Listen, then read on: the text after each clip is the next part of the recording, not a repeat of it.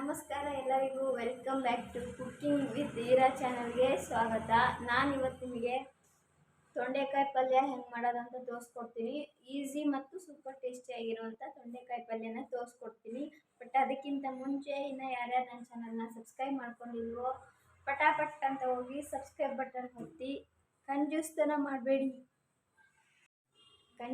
ಮಾಡಬೇಡಿ ಅಂತ ಹೇಳ್ತಾ ಬನ್ನಿ ಇವಾಗ ತೊಂಡೆಕಾಯಿ ಪಲ್ಯ ಹೆಂಗೆ ಮಾಡೋದು ಅಂತ ತೋರಿಸ್ಕೊಡ್ತೀನಿ. ಇಲ್ಲಿ ನಾನು ತೊಂಡೆಕಾಯಿನ ಉದ್ದುದ್ದಕ್ಕಾಗಿ ಹೆಚ್ಚಿಟ್ಕೊಂಡಿದ್ದೀನಿ. ನಿಮಗೆ ಬೇಕಂದರೆ ಯಾವ ಶೇಪಲ್ಲಿ ಬೇಕೋ ಆ ಶೇಪಲ್ಲಿ ಕಟ್ ಮಾಡ್ಕೊಂಡು ಇಟ್ಕೋಬೋದು. ಇವಾಗ ಸ್ಟವ್ ಮೇಲೆ ಬಾಣಲಿನ ಇಟ್ಕೊಳ್ಳೋಣ. ಇವಾಗ ನಾನು ಒಂದು 2-3 ಸ್ಪೂನ್ ಆಗೋಷ್ಟು ಎಣ್ಣೆ ಹಾಕೋತಾ ಇದ್ದೀನಿ.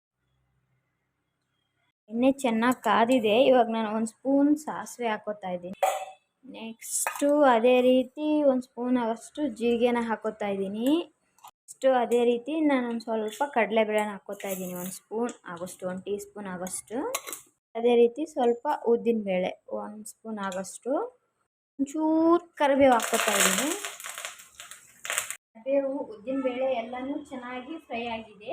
ಇವಾಗ ನಾನು ಕಟ್ ಮಾಡಿ ತೊಂಡೆಕಾಯಿ ಹಾಕ್ತಾ ಇದ್ದೀನಿ. ಎಲ್ಲನೂ ಚೆನ್ನಾಗಿ ಕಲಿಸ್ಕೊಳ್ರಿ. ಇದನ್ನು ಚೆನ್ನಾಗಿ ಎಣ್ಣೆಲಿ ಫ್ರೈ ಮಾಡ್ಕೋಬೇಕು ಒಂದು 5 ನಿಮಿಷ. ಇದಕ್ಕೆ ಅಲ್ಲಿವರೆಗೂ ಏನೂ ಹಾಕೋಂಗಿಲ್ಲ. ಇವಾಗ ಎಲ್ಲನೂ ಎಣ್ಣೆಲಿ ಚೆನ್ನಾಗಿ ಫ್ರೈ ಆಗಬೇಕಲ್ವ, ಅದಕ್ಕೆ ಎಲ್ಲ ನೀಟಾಗಿ ಚೆನ್ನಾಗಿ ಕಲಿಸ್ಬಿಟ್ಟು ಒಂದು 2 ನಿಮಿಷ ಮುಚ್ಚಿ ಬೇಯಿಸ್ಕೊಳ್ಳೋಣ. ಇವಾಗ ಒಂದು 2 ನಿಮಿಷ ಆಗಿದೆ ನೋಡಿ. ನಾನು ಇವಾಗ ಮುಚ್ಚಳ ತೆಗೆದ್ಬಿಟ್ಟು ಒಂದು ಸ್ವಲ್ಪ ಚೆನ್ನಾಗಿ ಕಲಿಸ್ಕೊತೀನಿ. ಇನ್ನೊಂದು ಏನಂದರೆ, ಇದು ಒಂದು ಸ್ವಲ್ಪ ಎಣ್ಣೆಲಿ ಚೆನ್ನಾಗಿ ಫ್ರೈ ಆದ್ರೇ ಇದು ಏನು ಬೇಗ ಇದಾಗುತ್ತೆ. ಏನಾಗುತ್ತೆ ಇದು ಬೇಗ ಇದು ಆಗುತ್ತೆ ಅಂದರೆ ಏನಾಗುತ್ತೆ, ಕರಗುತ್ತೆ, ಫ್ರೈ ಆಗುತ್ತೆ. ನನಗೆ ಅಡುಗೆ ಮಾಡೋಕ್ಕೆ ಬರಲ್ಲ ಅಂತ ನೀವು ತಪ್ಪಾಗಿ ತಿಳ್ಕೊಬೇಡ್ರಿ. ಬರುತ್ತಾ, ಬಟ್ ಎಕ್ಸ್ಪ್ಲೇನ್ ಮಾಡೋಕ್ಕೆ ಬರಲ್ಲ ಅಷ್ಟೇ. ಸ್ವಲ್ಪ ಅಡ್ಜಸ್ಟ್ ಮಾಡ್ಕೊಳ್ಳಿ. ನೋಡ್ಬೋದು ಎಲ್ಲ ಚೆನ್ನಾಗಿ ಎಣ್ಣೆಯಲ್ಲಿ ಒಂದು 2 ನಿಮಿಷ ಫ್ರೈ ಆಗಿದೆ. ಇವಾಗ ಒಂದು ಸ್ವಲ್ಪ ಉಪ್ಪು ಹಾಕೋತೀನಿ. ಉಪ್ಪು ಹಾಕ್ಕೊಂಡ್ರೆ ಸ್ವಲ್ಪ ತಕ್ಕಷ್ಟು ಉಪ್ಪು ಹಾಕ್ಕೊಳ್ಳಿ ನೋಡಿಕೊಂಡು. ನಾವು 1 ಸ್ಪೂನ್ ಹಾಕ್ತಾಯಿದ್ದೀನಿ. ನೆಕ್ಸ್ಟು ಉಪ್ಪು ಹಾಕಿದ್ಮೇಲೆ ಇದನ್ನು ಚೆನ್ನಾಗಿ ಕಲಿಸ್ಕೊಂಡು ಇನ್ನೂ ಒಂದು 2 ನಿಮಿಷ ಫ್ರೈ ಮಾಡ್ಕೊಳ್ಳೋಣ. ಯಾವುದು ಚೆನ್ನಾಗಿ ಎಣ್ಣೆಲಿ ಫ್ರೈ ಆಗಿದೆ, ಒಂದು ಸ್ವಲ್ಪ ಸಾಫ್ಟಾಗಿ ಆಗಿದೆ. ಗೊತ್ತಾಗುತ್ತೆ ಟಚ್ ಮಾಡಿದ್ರೇ, ಅವಾಗ ಗಟ್ಟಿ ಇತ್ತು. ಇವಾಗ ಒಂದು ಸ್ವಲ್ಪ ಖಾರ, ಇವಾಗ ಒಂದು ಸ್ವಲ್ಪ ಅರಿಶಿನ ಪುಡಿ ಹಾಕೋತಾ ಇದ್ದೀನಿ.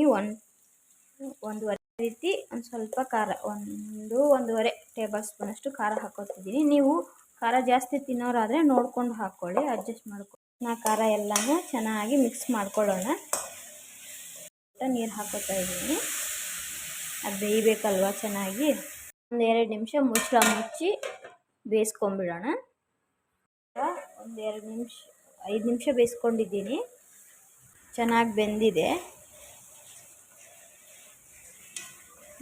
ಎಲ್ಲ ಸಾಫ್ಟಾಗಿ ಬೆಂದಿದೆ. ನೋಡಿ, ನಿಮ್ಗೇನಾದ್ರೂ ನೀರು ಕಡಿಮೆ ಅನಿಸ್ತು ಅಂದರೆ ನೀವು ಜಾಸ್ತಿ ಮಾಡ್ತಾಯಿದ್ರಿ. ನೀರು ಇನ್ನು ಸ್ವಲ್ಪ ಹಾಕ್ಕೊಳ್ಳಿ. ನಾನು ದೊಡ್ಡ ಲೋಟದಲ್ಲಿ ಅರ್ಧ ಲೋಟ ಫುಲ್ ಹಾಕ್ಕೊಂಡಿದ್ದೆ. ಎಲ್ಲ ಚೆನ್ನಾಗಿ ಬೆಂದಿದೆ. ಇವಾಗ ಈ ಟೈಮಲ್ಲಿ ಒಂದು ಸ್ವಲ್ಪ ಕಾಯಿ ತುರಿನ ಹಾಕ್ಕೋತೀನಿ. ಕಾಯಿ ತುರಿನ ಸ್ವಲ್ಪ ಜಾಸ್ತಿನೇ ಹಾಕ್ಕೊಳ್ಳಿ, ಚೆನ್ನಾಗಿರುತ್ತೆ. ಕೊತ್ತಂಬರಿ ಸೊಪ್ಪು ಏನಾದರೂ ಇದ್ದರೆ ಈ ಟೈಮಲ್ಲಿ ಹಾಕ್ಕೋಬೋದು ನಿಮ್ಮ ಮನೆಯಲ್ಲಿ. ಸದ್ಯಕ್ಕೆ ಇವಾಗಿಲ್ಲ, ಹಾಗಾಗಿ ನೆಕ್ಸ್ಟ್ ನಾನು ಒಂದು ಸ್ವಲ್ಪ ನಿಂಬೆಹಣ್ಣಿನ ರಸ ಹಾಕ್ಕೊತೀನಿ. ಚೆನ್ನಾಗಿರುತ್ತೆ ಹುಳಿ ಖಾರ ಎಲ್ಲ. ಇದಕ್ಕೆ ನಿಂಬೆಹಣ್ಣು ಹಾಕ್ಕೊತಾ ಇದ್ದೀನಿ. ಸಣ್ಣ ಹೋಳು ತೊಗೊಂಡಿದ್ದೀನಿ. ಇವಾಗ ಚೆನ್ನಾಗಿ ಕಲಸೋಣ. ಈ ಟೈಮಲ್ಲಿ ನೋಡ್ಕೊಳ್ಳಿ, ಉಪ್ಪು ಹುಳಿ ಖಾರ ಸರಿ ಮಾಡ್ಕೋಬೋದು ಏನಾದರೂ ಕಡಿಮೆ ಇತ್ತು ಅಂತಂದರೆ.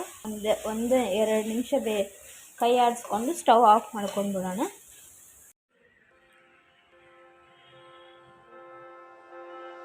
ಟೇಸ್ಟ್ ಮಾಡೋಣ ಹೆಂಗೆ ಬಂದಿದೆ ಅಂತ ನಾನು ನಿಮ್ಗೆ ಹೇಳ್ತೀನಿ.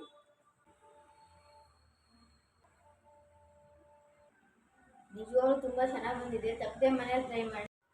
ಇದೇ ರೀತಿ ತುಂಬ ರುಚಿಕರವಾದ ಮತ್ತು ಈಸಿ ರೆಸಿಪಿಗಳಿಗಾಗಿ ನನ್ನ ಚಾನಲ್ನ ಸಬ್ಸ್ಕ್ರೈಬ್ ಮಾಡ್ಕೊಳ್ಳೋದು ಮರಿಬೇಡಿ. ಲೈಕ್ ಮಾಡಿ, ಶೇರ್ ಮಾಡಿ, ಕಮೆಂಟ್ ಮಾಡಿ. ಆದಷ್ಟು ನಿಮ್ಗೆ ಏನಾದರೂ ಡೌಟ್ ಇತ್ತಂದರೆ ಕಮೆಂಟ್ ಬಾಕ್ಸಲ್ಲಿ ಕಮೆಂಟ್ ಮಾಡಿ, ನಾನು ರಿಪ್ಲೈ ಕೊಡ್ತೀನಿ. Thank you so much watching my video. ಮುಂದಿನ ವಿಡಿಯೋದಲ್ಲಿ ಸಿಗೋಣ ಅಂತ ಹೇಳ್ತಾ ಥ್ಯಾಂಕ್ ಯು ಸೋ ಮಚ್.